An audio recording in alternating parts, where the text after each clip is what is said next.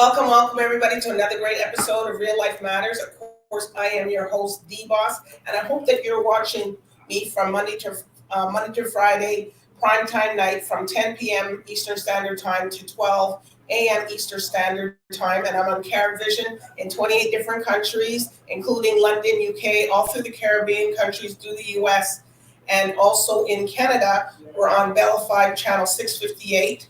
And in case you missed all that, you can go to my YouTube channel, which is DBoss Network. You can subscribe, share, the whole deal that you have to do. And you can watch all the wonderful guests that I've interviewed over the past while. But I hope everybody's doing their 15 minutes of laughing every day, because that helps release the endorphins from your body. And it takes off a lot of stress. It releases, and if you're in entertainment or if you're in PR or you're public speaking, it also helps you to warm up your vocal cords. And, a lot of people will say, I don't have anybody to laugh with.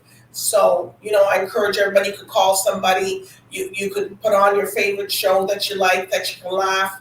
And, and if it comes through really to do at the last minute, then you can also, you can sign up for laughing classes. And yes, people, there are laughing classes that you can go to, and you can also keep looking youthful.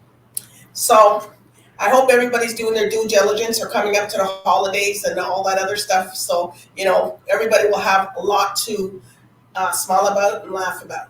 But we're going to hear from one of our sponsors, Vital Steps to Vital Health, and we'll be right back with our special guest.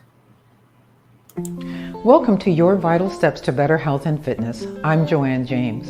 Today we're going to talk about working out when you have a cold. I get that question quite frequently. Is it a good idea to work out when I have the cold?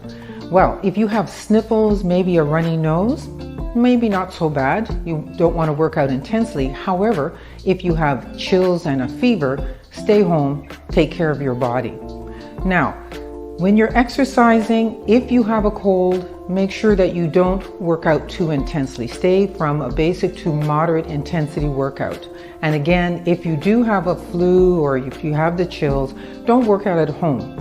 And if you're going to work out, try not to go into a gym or a club to do this. All you're going to do is pass your germs around. So remember, if you have a cold, take your time, let your body heal, then go back to working out at your full intensity when you're ready.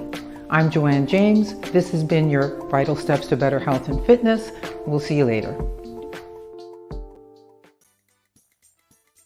Thank you, Joanne James, for that tip. And it's true, when you're sick and stuff like that, a lot of people want to know if, they maybe should go sweat it out.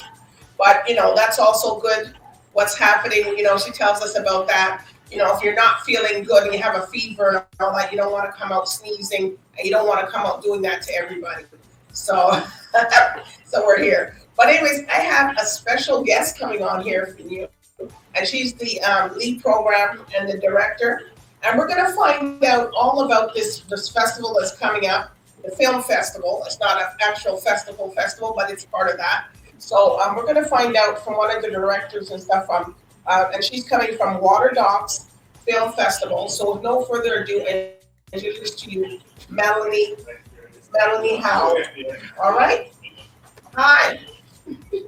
Hi. How are you? I don't see you. I know. What happened? There we go. Well, okay. What we're gonna do is you can go around. Here you are. All right. So how are you? All right. Oh, frozen. It's freezing. Oh, it's freezing? Oh, okay. All right. So can you Yeah. Are you okay? Do you want me to take a commercial break and then I'll come back out? Okay, I'm going to take a commercial break because it seems like you're freezing up a little bit, and I'll come back, okay? All right. Welcome to Your Vital Steps to Better Health and Fitness. I'm Joanne James. Today we're going to talk about the effects of no exercise on the muscles. Many people are spending a lot of time sitting at their desk and not exercising, as well as the internet has taken people out of the exercise realm and into sitting down and playing games on their phones. There's a major detriment to not exercising. When you don't exercise, your muscles become weak and that impacts your bones. So now you have both weak muscles and weak bones. The other problem is you lose strength and the daily activities that you like to do become more difficult. So it's important to be doing some form of exercise to keep the muscles toned. And thirdly, your body composition will change. You will end up getting more body fat and less muscle mass, which then tends to be unattractive and you lose energy and you become more fatigued. So do yourself a favor. Get into a great exercise routine. Find somebody who can put you on a great program. Your body's gonna love it. I'm Joanne James, and this has been your Vital Steps to Better Health and Fitness. Take care. Well, we're back. Hi. And I see that Melanie's back. Little technical difficulty there, eh? Well, welcome to the technology. That's how it is. Well, this is Real Life Matters, so anything's possible, anything can happen. Okay, Melanie, everybody here, our family and stuff here at Real Life Matters likes to know exactly, like, what's your cultural background and where you come from? Well, as you can tell by my very pale skin tone, I'm Celtic. My background is Scottish and English, and so I have very pale skin and I burn very easily. Oh. Okay. Well, you went into real big detail, but that's okay. But I'm 100% Canadian. I was born in Canada and have lived here all my life. Okay. All right. That's good. Because, different people can reach out and connect to you because when you know where you're coming from, you never know where, who's family and who's not. Yep. So I'm situated in Toronto, born in Toronto and lived here all my life. Oh, okay. All right. So you're the programming director and the lead, and also the lead, what is it, the project lead? Lead programmer, because it's a film festival. So lead programmer and festival director, yes. Okay. So tell us a little bit about the WATERDOCS festival and why you, how you guys came up with that and what made you want to do it. Well, back in 2012, I joined. So, okay, let me give a little bit background on the organization. The organization is the Ecologos Environmental Organization, and it was established in 1998 by our founders, Stan and Miriam Gibson. And it was their idea to create an organization that would try to work with the environment and the planet to make a better world for their kids. So that's how it originally came about. So it's a 25-year-old organization now this year. And the WATERDOCS Film Festival, I have a background in film and broadcast and theater from York University and Seneca College here in Toronto. And so my interest, I'm a self-proclaimed, self-prescribed cinephile. I love film. I think it's the storytelling of our time. That's the way you learn about things. That's the way you tell great stories, is through film. So when the organization sort of narrowed its focus from everything environmental, because doing everything environmental is really hard. So they've narrowed the focus down to water. And we were wondering what program we could do. And I mentioned, because of my background, wouldn't a film festival be a great thing to do? So in 2012, we decided to try the film festival. We just did it at a community center, and we had great success. I was thinking if I got 30 people out to see a film, I would be happy. But we were getting 60 and 100 people out to see these films. Wow. So we decided to, the next year, go to a proper theater, a proper cinema, and try it out there. And it's just been growing and growing and growing. And this year is our 11th iteration of the film festival. So we're excited, mostly because we were doing the film festival in person in Toronto up until, well, we had it all planned for 2020. And then, of course, we know what happened in 2020. Yes. So the name we shall not mention on air. Everybody don't want to hear the C word. But a lot of great things came out of COVID. A lot of great, creative thoughts and people, Well, got their stuff together. So. yeah, what's interesting was we had to pivot and become an online festival in 2020 and 2021. And it was interesting because we could get audiences from further afield because we were online rather than just being in person in Toronto, correct? So this year it's a hybrid festival. It's our first year back doing in-person part of the festival and also virtual. So we're pretty excited and nervous about that because we haven't been in person since 2019. So yeah. What else can I tell you? Oh, so what are your films about? Like you say, I know it's environmental and stuff like that. So what, what is it? What do they portray? Is it stories about the environment, or what is it? Yeah, so most of the films are documentaries, most of them. We have some art films and we have some, sometimes we get a narrative film here and there, but mostly documentaries. And the focus, the central focus has to be either water or climate change, because we've expanded our focus into the climate change reality that we're living in right now. And because we live on a water planet, everything to do with climate change also has to do with water.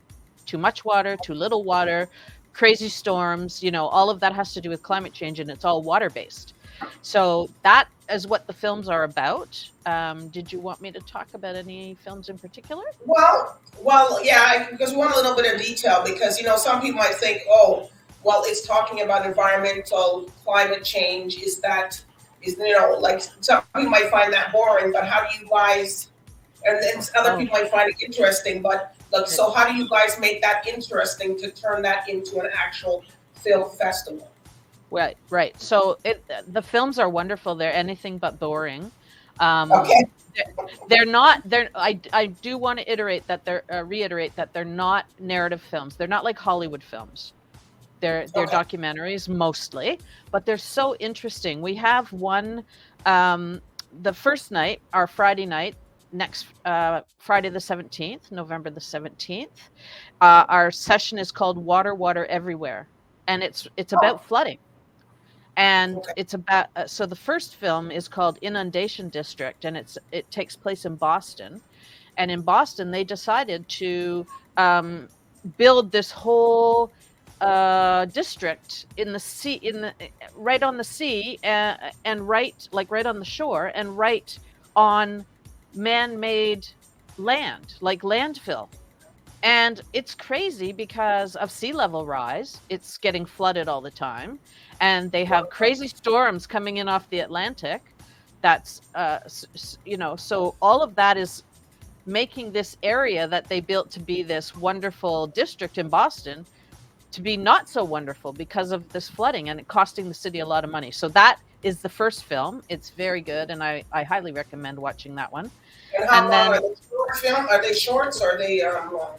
That's a feature film. That's a US out of the USA by the director is a Boston Globe reporter, so it's very, very good.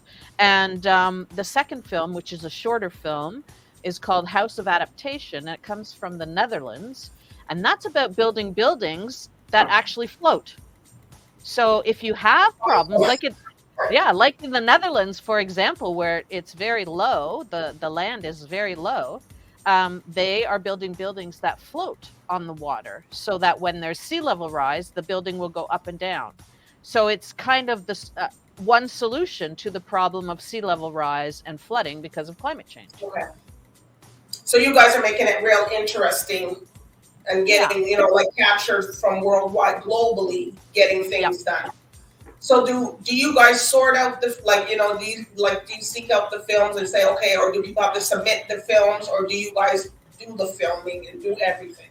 So people submit, the directors submit the films through a platform called Film Freeway, and we get all of the submissions, and then myself and my team of programmers go through them and watch all the films and decide which ones would fit where, and if we can make a theme of them, kind of like that one, Water Everywhere.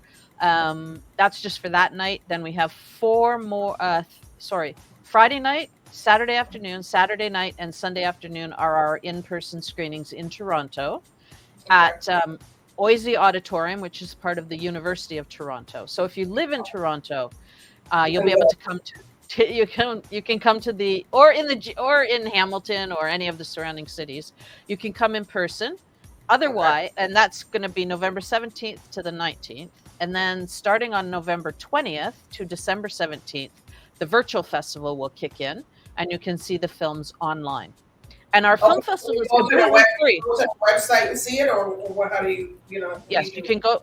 So the film festival is completely free this year because we're coming back and trying out the in-person thing again. So you can get a free pass, all access pass. Just go to our website at waterdocs.ca and you can see the whole festival schedule there, what we're playing, and you can get a link to where you get the tickets. If you want to just go straight ahead and get your free pass, it's waterdocsfilmfestival.ca, and that'll take you where you get your tickets to the platform where we'll be streaming from. We are a charity. Stuff there, because a lot of people go to these things sometimes and they don't have any food or anything. They're all be hungry coming. To the in-person event? Yeah, the in-person. Yeah, we're going to have some snacks there. Okay. But I just wanted to mention that we are a charity, and so we would love donations if we can to help us cover the cost of the festival, getting the venue space, all that kind of stuff. It all costs money, so we would appreciate donations, even though it's free. But you don't have to donate to come. We just want you to come and see the films. They're wonderful films. Okay, so the people, when you're sort of doing the selection of the films, do you actually do people have to do a big pitch to get their films in there, or you guys just? So they submit the films, and then they can put a personal letter if they want to. We ask them some particular questions, like because you have to really, to be in this festival, your film has to have a water and or climate change theme. So if you put in a film that's about something like human rights, there's other film festivals around that human rights fits into, but it doesn't, aside from climate refugees, you know what I mean? People that are dispersed from their living space because of climate change, those films would be okay. But if it's strictly a film about human rights or a film about animals, puppies, kittens, whatever, that doesn't really fit in our film festival. So that's some of the screening process that we go through. Okay, so you have those boundaries then. Yeah. For people. So the people, it has to be about water, climate change. So they'll understand, they don't send you something off the beaten track. And then if you don't hear it, and how long does the process take for you guys to go through? Normally it takes about, we start, so about maybe 2 or 3 months after this festival ends, we'll start up for the following year's festival. Okay, so a year. So it's almost long. Just under a year, yeah, about 9 months or so, yeah. It's like a pregnancy. Well, you can't say it to them because they won't know. We're giving birth to the film festival over 9 months, you know. All right. So so Melanie, are there any shout outs or anything that you want to give anybody? Well, I would love to let everybody know that this year's theme for our festival, we have started a new project. It's called #LaterNoMore, Activating Climate Solutions Now. So what we're really trying to do is motivate people, educate people, raise awareness, and motivate people to take action in their own life, in their own communities, to help bring positive results for climate change. Climate change is the biggest thing that we're facing right now. And so if people make small changes in their lifestyle, and we will give them ideas and opportunities to do that, to take action. So that's what our new project is about. And this is one channel that we want to get the message out through our film festival. And I have the trailer. Oh, do you want to play the trailer and then come back? Yes, and we'll come back and we'll finish off all that. Okay. Here we go. Here's the trailer.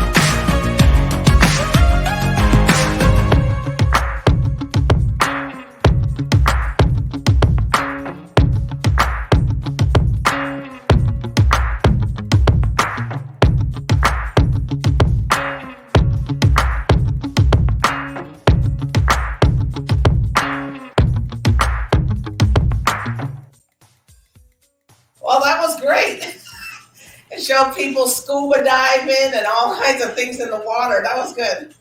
Yeah. One shout out I'd like to make before we wrap up is there was a local Toronto filmmaker named Rob Stewart, and he did the film called Shark Water.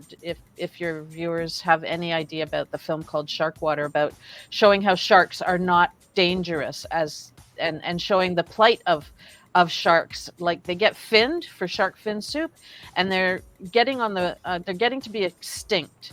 And he wanted to let people know that they're not as scary as they're made out to be in our books and literature and all that kind of stuff.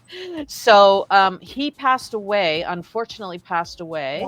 And we have an annual award that we give called our Water Warrior Award, which is to people who raise awareness about water and water issues and climate change and all that. And so we are presenting it posthumously to him at our opening night. And so if you know of Rob Stewart, his parents will be there to accept the award, and we hope you come. And in our virtual festival, we'll be doing a retrospective of his 3 films, which is Shark Water, Revolution, and Shark Water Extinction. So all those 3 films will be in our virtual festival as a Rob Stewart retrospective.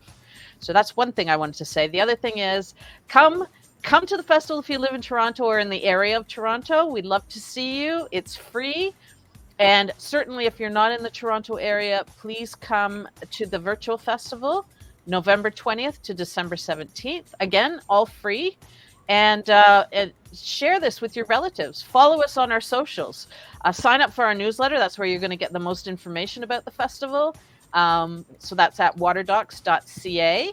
And yeah. Film is great. Well, it's great. Interesting. I don't know about that shark thing, though. You know,